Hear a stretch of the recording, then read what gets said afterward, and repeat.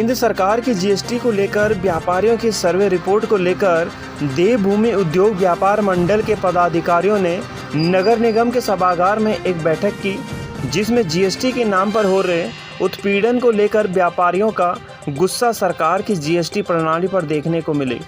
जहां व्यापारियों का कहना है कि जीएसटी के नाम पर सरकार ने व्यापारियों की सर्वे रिपोर्ट कराने की बात की है, जो व्यापारियों का सरासर उत्पीड़न है। वहीं कोरोना काल में ऑनलाइन खरीदारी के चलते व्यापारियों के व्यापार के बहुत अधिक प्रभावित होने से व्यापारी असंतुष्ट दिखे, तो उन्होंने मंडी परिसर में हो रही चोरियों को लेकर पुलिस कार्यप्रणाली पर सवाल उठाए। उनका कहना है कि व्यापारियों के प्रतिष्ठानों में चोरी लगातार सेंध मार कर हो रही है और पुलिस गश्त के नाम पर रात्रि गश्ती नहीं कर पा रही है। वहीं देवभूमि उद्योग व्यापार मंडल के केंद्रीय अध्यक्ष हुकुम सिंह कुंवर ने व्यापारियों की सुरक्षा को देखते हुए पुलिस से रात्रि गश्त बढ़ाने की मांग की। तो वहीं खाद्य पदार्थों में लगाए गए जीएसटी को लेकर शीघ्र प्रतिनिधि मंडल के साथ मुख्यमंत्री पुष्कर सिंह धामी से मिलने की बात कही। हल्द्वानी से दीपक अधिकारी की रिपोर्ट। व्यापार जो करते हैं लोग बात, वो ईमानदारी से टैक्स देते हैं और सरकार की तरफ से भी व्यापारियों को आशा होती है कि उनको कुछ सहूलियत दी जाए। लेकिन मैं आज देख रहा हूँ कि जीएसटी के नाम पर जिस तरीके से सर्वे किया जा रहा है, एक प्रकार से व्यापारियों का उत्पीड़न है। 2 साल 3 साल लॉकडाउन रही, कारोबार बंद हो गए और उस पर बिक्री कम होना बिल्कुल स्वाभाविक है।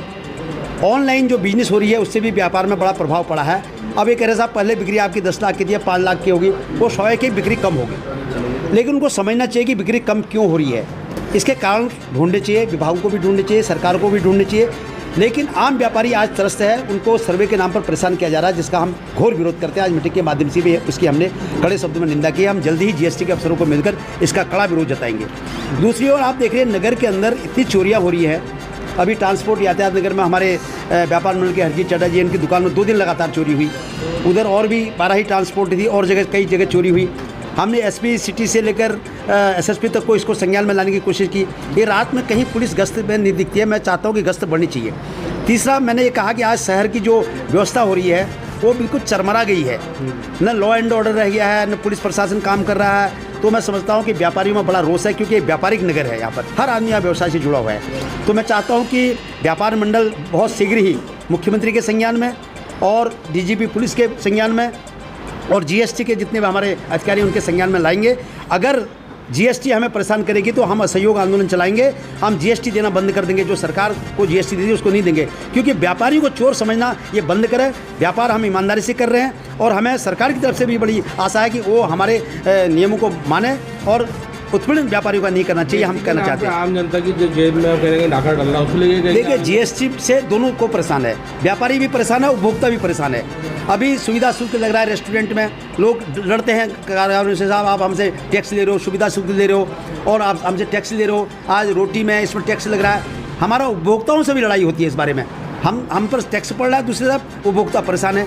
यहाँ उपभोक्ता भी परेशान है और व्यापारी भी परेशान है।